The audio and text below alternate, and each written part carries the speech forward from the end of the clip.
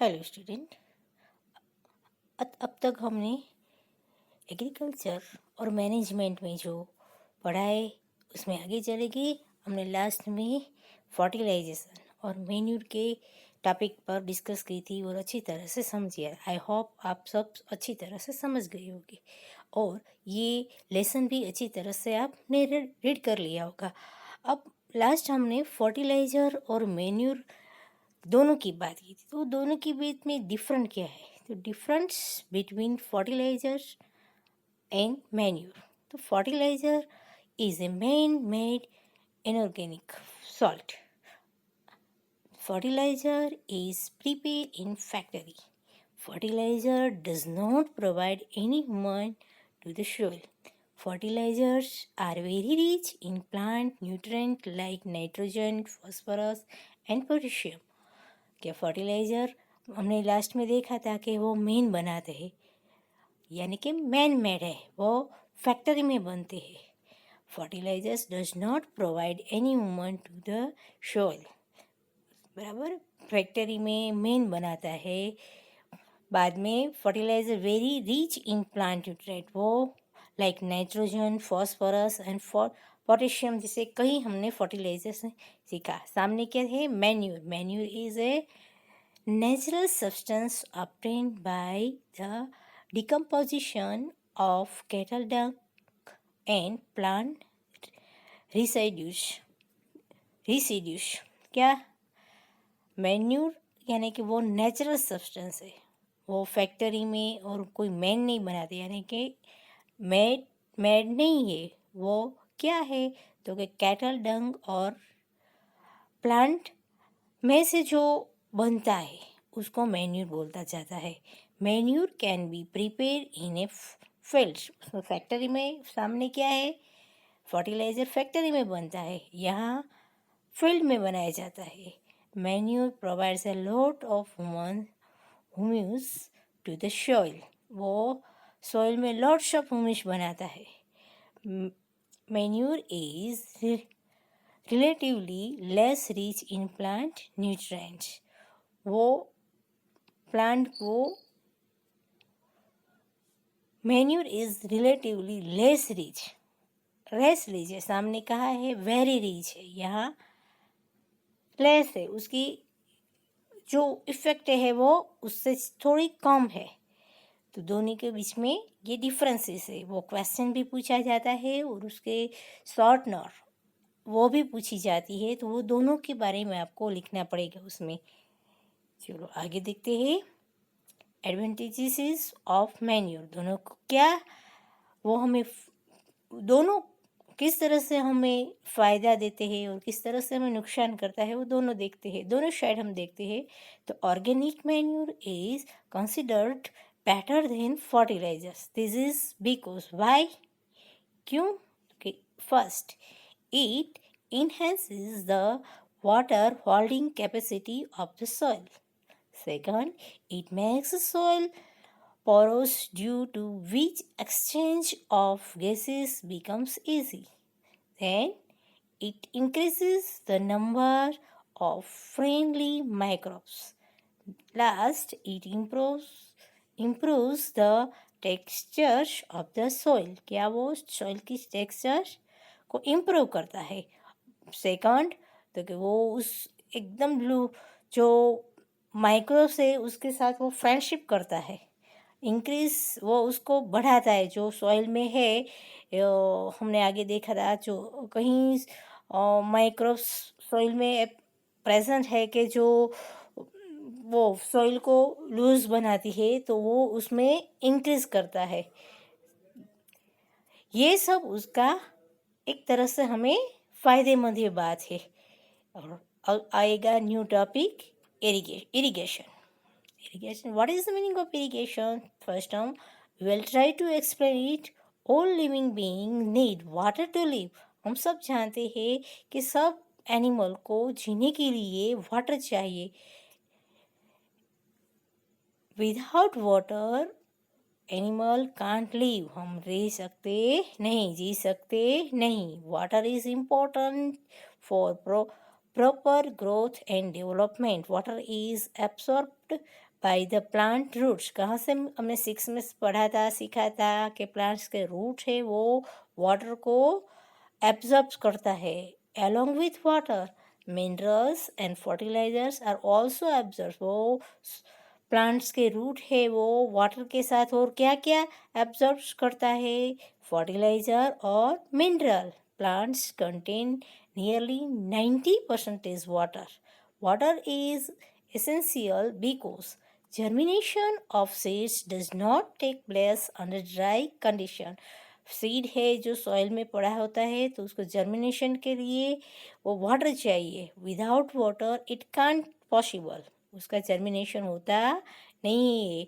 Nutrients dissolved in water are transferred to each part of the plant. Water also protects the crop from both frost and hot air currents to maintain the moisture of the soil for healthy crop growth. Fields have to be watered regularly। खेतर में जो field में है वो farmer regularly उसको watering करते हैं, water देते हैं, तभी उसका ग्रोथ अच्छी तरह से होता है और मेंटेन करते हैं वो सॉइल को, तभी उसको जो सीड है उसका जर्मिनेशन, उसका ग्रोथ अच्छी तरह से होता है। तो वो रेगुलरली उसको वाटरिंग टाइम टू टाइम करता है।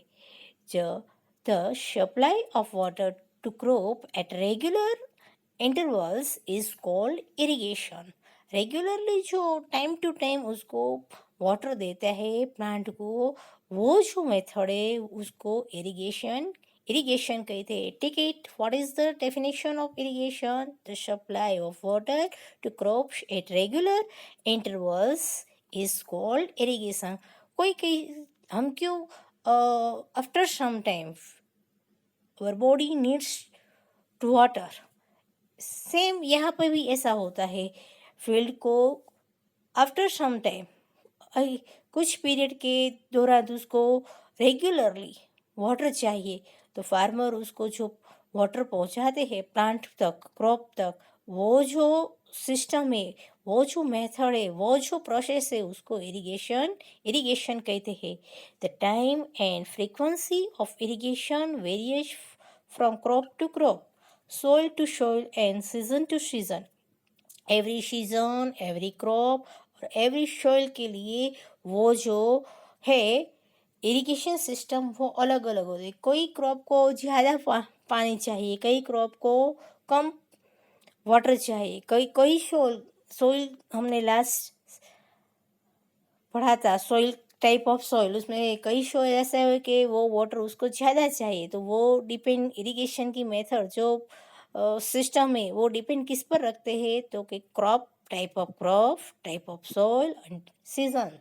मानसून होता है तो बहुत ज़्यादा पानी नहीं चाहिए, और रबी क्रॉप जिसे बोलते हैं वो, तो जो वो सीजन के हिसाब से उसको वाटर चाहिए। In summer the frequency of watering is higher. Why is it so? Summer में क्रॉप को वाटर ज़्यादा चाहिए। Yes, why? तो हम सब जानते हैं क्यों चाहिए उसको समर में। Could it be due to increased rate of evaporation of water from the soil and the leaves? Summer में इवापोरेशन की जो प्रोसेसिंग है वो इंक्रीज होती है, ज़्यादा से ज़्यादा प्लांट है वो ज़्यादा से ज़्यादा वाटर का इवापोरेशन करते हैं, तो इवापोरेशन वो इंक्रीज होता है, फास्टली होता है, इसलिए समर में वाटर ज़्यादा से ज़्यादा चाहिए। सोर्सेस ऑफ इरिगेशन, जो कहाँ से वाटर वो लेते हैं सब फार्म में। The sources of water of for irrigation are wells, tubewells, ponds, lakes, rivers, dams and canals. तो ये सब हम जानते हैं। लास्ट यही क्वेश्चन हमने 6 में आया था वाटर के लेसन में कि वाटर हमें कहाँ कहाँ मिलते हैं, तो सेम आंसर वही यहाँ पे लिखना है। कहाँ कहाँ से हमें फार्मर वाटर कहाँ कहाँ से लेता है, तो wells, tubewells, ponds, lakes, rivers, dams and canals, वहीं पर से वो इरिगेशन प्रोसेसिंग उसके हिसाब से वो फील्ड तक वाटर पहुंचाता है। देखो ये सब यहाँ है, ये पिक्चर दिखाई देता है ना, कैसे कैसे होता है ये करते हैं। ये आगे देखो, मोट, ये 1.4B है, चेन पंप, पंप के थ्रू वो पानी को क्रॉप तक पहुंचाता है। यहाँ टेकली, देखो ये सब वहाँ तक वो अपनी अपनी प्रोसेस के हिसाब से वो देखो ये एक सिस्टम बनाई है उसने, पानी कैसे वहाँ तक क्रॉप तक पहुँचाते हैं वो। चलो देखते हैं हम यहाँ। और यहाँ पे पहले देखो राहत तक, ये सब कैसे कैसे क्रॉप तक पानी पहुँचाते हैं, ये सब अलग अलग मेथड है। मॉडर्न मेथड्स ऑफ इरिगेशन, ये सब जो था ये हमने देखा। ये टेकली एंड राहत लेवर सिस्टम, ये pumps are commonly used for lifting water. Diesel, biogas, electricity and solar energy is used to run this pump. वो पंप को चलाने के लिए diesel, biogas, electricity, solar energy उसका यूज़ करके वो पंप को चलाता है। और पंप है वो कैनल, डैम, रिवर्स कहीं से पर जो जहाँ से भी वाटर मिलता है वहाँ से वो फील्ड तक पहुँचाता है। अब देखते हैं आगे मॉडर्न मेथड ऑफ इरिगेशन। अब टेक्नोलॉजी जो युग है उसमें अब के टाइम में मॉडर्न मेथड क्या क्या है। Modern methods of irrigation help us to use water economically. The main methods used are as follow. कौन सी है? स्प्रिंकलर सिस्टम, देखो ये शॉर्टनर भी पूछा जाते हैं। और एक्सप्लेन इरिगेशन सिस्टम, उसमें सब भी आपको लिखना है। This system is more useful on the anywhere land where sufficient water is not available. ये जो स्प्रिंकलर सिस्टम है वो कोई भी कहाँ पे होती है जो सफिशियंट वाटर नहीं मिलता जो क्रॉप को, वहाँ पर ये मेथड यूज होती है। The perpendicular pipes having rotating nozzles on top are joined to the main pipeline at regular intervals. When water is allowed to flow through the main pipe under pressure with the help of a pump, it escapes from the rotating nozzles. It gets sprinkled on the crops as if it is raining. Sprinklers is very useful for lawns, coffee plantation and several other crops. कहाँ पे होता है? Coffee, lawns, plantation and several other crops, वहाँ तक ये आ जाता है। Main pipe है वो देखो, यहाँ मेन पाइप है, उसमें से आगे बढ़ाते हैं, उसमें छोटे छोटे भी कई है। और ये जो वन टाइप ऑफ क्या है, शावर जैसी एक हम बोलते हैं ना स्प्रिंकलिंग, ऐसे वाटरिंग होता है उसमें से। वहाँ वो मेन पाइप होता है, उसमें एक अंदर से एक प्रेशर आता है, वो प्रेशर थ्रू वो वाटर है, इंटरनल वाटर, उस पर प्रेशर आता है, वो ज़्यादा बाहर निकलता है, धीरे धीरे निकलता है, उसको बोलते हैं स्प्रिंकलर सिस्टम। और सेकंड है drip system. In this system the water falls drop by drop directly near the roots. ये उसको टपक पद्धति बोलते हैं गुजराती में, उसको बोलते हैं। यहाँ पे जो क्रॉप है उसके एकदम नियर नज़दीक है, उसके रूट के नज़दीक है, धीरे धीरे रेन की जैसे एक एक ड्रॉप वाटर का उसको क्रॉप डायरेक्टली रूट को मिलता है। So it is called drip system. It is the best technique for watering fruit plants, Gardner's and trees. Fruit होता है, गार्डनर्स होता है, गार्डनिंग होती है, और ट्रीज, उसमें ये मेथड यूज होती है। Water is not wasted at all, उसमें वाटर का वेस्टेड होता नहीं है। It is a boon in regions where availability of water is poor. ये जिस रीजन में वाटर बहुत कम मिलता है, वाटर कम होता है, वहाँ पर ये मेथड यूज़ होती है उसमें, क्योंकि उसमें डायरेक्टली रूट में वाटर मिलता है, वो वाटर का वेस्ट होता नहीं है। कौन कौन से प्लांट में होता है? Fruit plants, Gardner's and trees में ये सिस्टम यूज होती है। क्वेश्चन पूछा है एक्सप्लेन द इरिगेशन सिस्टम, तो ये दोनों आपको बतानी है और कोई भी एक पर लिखो, तो कोई पर ये ड्रिप सिस्टम या स्प्रिंकलर सिस्टम, दोनों में से एक लिखनी है। इन शॉर्ट आपको ये अच्छी तरह से लर्न करना है और I think it is very easy. अच्छी तरह से पढ़ो और जरा सोचो तो आप अपने आप कुछ लिख सकते हो उसमें। और आगे देखते हैं प्रोटेक्शन फ्रॉम वीड्स। प्रोटेक्शन कैसे करता है, तो फर्स्ट हमें उसमें वीड क्या होता है ये समझना है। चलो, in a field, many other unrealizable plants may grow naturally along with the crop. These unrealizable plants are called weeds। हम देखते हैं मानसून सीजन में हमारे घर के आसपास, दीवार पर, हमारे गेट के आसपास कहीं ऐसे छोटे छोटे प्लांट्स या उसके निकल आते हैं, ग्रोथ होते हैं, तो वो जो बिल्कुल यूज़फुल नहीं होते, यूज़लेस होते हैं हमारे लिए, वो हम उसको निकाल कर फेंक देते हैं। तो वो जो है उसको विश कहते हैं। तो फार्मर जो अपने लिए ज़रूरी जो मेन क्रॉप वो कल्टीवेट करता है, उसके साथ साथ जो उसने नहीं कल्टीवेट किया और उसके टोटली वेस्टेड है, ऐसा जो प्लांट्स है उसको वीड्स बोलते हैं। One again repeat, in a field many other unraisable plants may grow naturally along with the crop. These unraisable plants are called weeds. Take it. What is the meaning of weeds? तो आपको ये लिखना है। The removal of weeds is called weeding. वो उसको weed को दूर करने की जो सिस्टम है उसको वीडिंग बोलते हैं। वो भी टिक करो। What is the definition of weeding? The removal of weeds is called weeding. Weeds को दूर करने की जो प्रोसेस किया जाती है उसको वीडिंग बोलते हैं।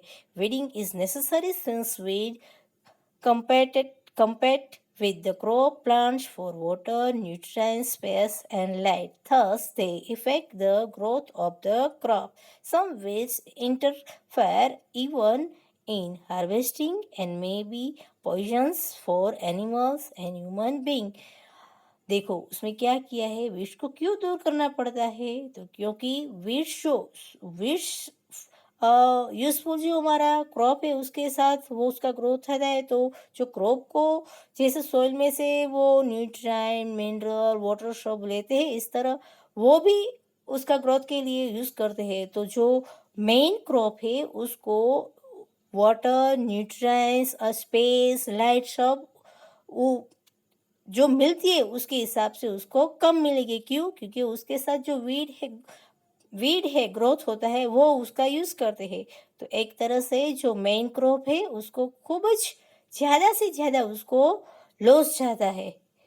Farmers adopt many ways to remove weeds and control their growth. तो क्या करता है फार्मर, उसको कंट्रोल करता है। Tilling before sowing of crops helps in uprooting and killing of weeds, which may then dry up and get mixed with the soil. The best time for the removal of weeds in before they produce flowers and seeds. The manual removals include physical removal of weeds by uprooting or cutting them close to the ground from time to time. This is done with help of खुरपी। कैसे करते हैं? खुरपी हम दातरडू जिन्हें बोली थी आपने, वो खुरपी से ऐसे ऐसे कैसे वो बहुत ज़्यादा वो वीड्स को बहुत ज़्यादा ग्रोथ होने नहीं देता। जैसे जैसे वो दिखाई देता है ना लैंड में, थोड़ा सा बड़ा होता है उसको उसने रूट से ही उसको खुरपी से निकाल देता है। ये seed drill is used to uproot weeds। देखो टिक करो। seed drip is also used to uproot weeds। जिसको रूट नहीं होते उसके लिए जो वो वीड निकालने के क्या कौन सा टूल्स यूज होता है? ड्रिल। तो खुरपी और ड्रिल दो क्या है उसका यूज वो भी आपको याद रखना है। तो उसको वो आप टिक कर लो। खुरपी और ड्रिप क्या ये टूल क्या यूज़ होता है, कहाँ पे यूज़ होता है? तो फील्ड में। फार्मर क्यों यूज़ करता है? विंड को डिसरोटेट करने के लिए उसको यूज़ करता है, which are also controlled by using certain chemicals called weedicides. उसके हिसाब से एक मेडिसिन आती है, एक केमिकल आता है, उसको जो ऐसे छांट देता है, उसको स्प्रेड करता है वो वीड्स के ऊपर, तो आफ्टर सम टाइम वो उसका डिस्ट्रॉयड होता है, उसको बोलते हैं वीडसाइड्स। लाइक 2 और 4D, उसका नाम क्या है? 2,4-D। वो एक वीडसाइड्स है, वो उसको स्प्रेड करता है तो वीड अपने आप वहाँ से डिस्ट्रॉय हो जाता है। These are sprayed in the fields to kill the weeds. They do not damage the crops. वो damage क्रॉप को जरा भी हानि पहुंचाता नहीं है, ओनली वीड को ही वो नाश करता है। The weedicides are diluted with the water to the extent required and spread in the field with the sprayers. कहा कौन से कैसे स्प्रे करता है? वाटर में वो डाइल्यूट करता है, डाइल्यूट करने के बाद वो वाटरिंग वीट पर वाटरिंग करता है विथ स्प्रेयर से वो उसको पर स्प्रे करता है, और after some types of weed है वो दूर हो जाती है। देखो यहाँ पे दिखा है स्प्रेइंग वीडसाइड्स, वो इस तरह से हम बोलते हैं जंतुनाशक दवा, और ये सब वो क्रॉप को जरा भी हानि पहुंचाती नहीं है। चलो आगे। As already mentioned, the weedsides are sprayed during the vegetarian's growth of weeds before flowering and seed formation. Spraying of weedsides may affect the health of farmers, so they should use these chemicals very carefully. वो जैसे उसको हानि पहुंचता है, उसको destroy करता है, इस तरह जो उसको स्प्रेड करता है, यानी कि वो फार्मर को भी कुछ इफेक्ट करता है, यस करता है, इसीलिए उसकी हेल्थ को भी नुकसान होता है, तो उसके लिए वो फार्मर है वो अपनी केयर लेता है और अच्छी तरह से उसका स्प्रेड करता है। So they should use this chemicals very carefully. They should cover their nose and mouth with a piece of cloth during spraying of these chemicals. हम ये फिगर में देखते हैं जो उसका नोज और माउथ है वो कवर किया है, उस अपने मास्क पहना है ना। हार्वेस्टिंग नेक्स्ट आता है। Harvesting of a crop is an important task. सबसे महत्व का इम्पोर्टेंट टास्क क्या है? Harvesting. The cutting of crop after it's mature is called harvesting. पहले से हमने देखा है सॉइल प्रिपरेशन की सब फर्स्ट स्टेप से ये लास्ट स्टेप, क्रॉप को सीड को ग्रो करते हैं, कल्टीवेट करते हैं, ग्रोथ होता है, प्लांटेशन होता है, પછી फर्टिलाइजन करनी पड़ती है, बाद में वो उसको जो ग्रोथ होता है उसके लिए उसमें क्या क्या है वो सब प्रोसेस के बाद लास्ट क्रॉप रेडी हो गया है तो फार्मर क्या करता है? वो क्रॉप को कट करता है, कटिंग करके। तो वो कटिंग करने की जो मेथड प्रोसेस है उसको बोलते हैं harvesting. What is the definition of harvesting? Harvesting of a crop is an important task. The cutting of crop after it is mature is called harvesting. यहाँ पे टिक करो। In harvesting crops are pulled out or cut close to the ground. It usually takes 3 to 4 months for a crop to mature. Harvesting in our country is either done manually by sickle or by a machine called harvesting. कौन से कहते हैं? Sickle. देखो यहाँ पे दिखाई दीजिए sickle, दांतोड़ू જેને કહીએ છીએ ને આપણે वो। अदरवाइज सेकंड क्या है? मशीन से।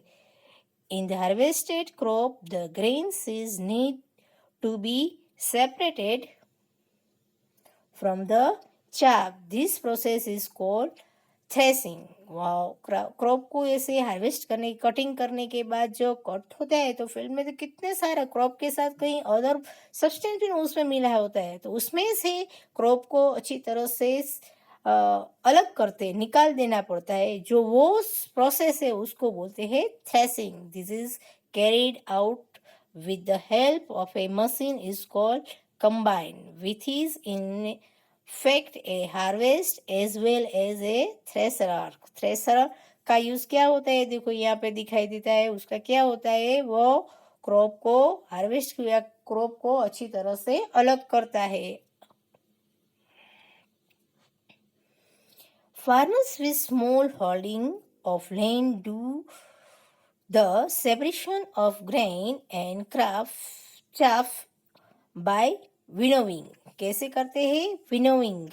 You have already studied this in class 6. हमने 6 में वो अच्छी तरह से पढ़ाता है. ऐसे विनोविंग, जो क्रॉप को सीड को अलग करने की जो मेथड है उसको विनोविंग कहते हैं.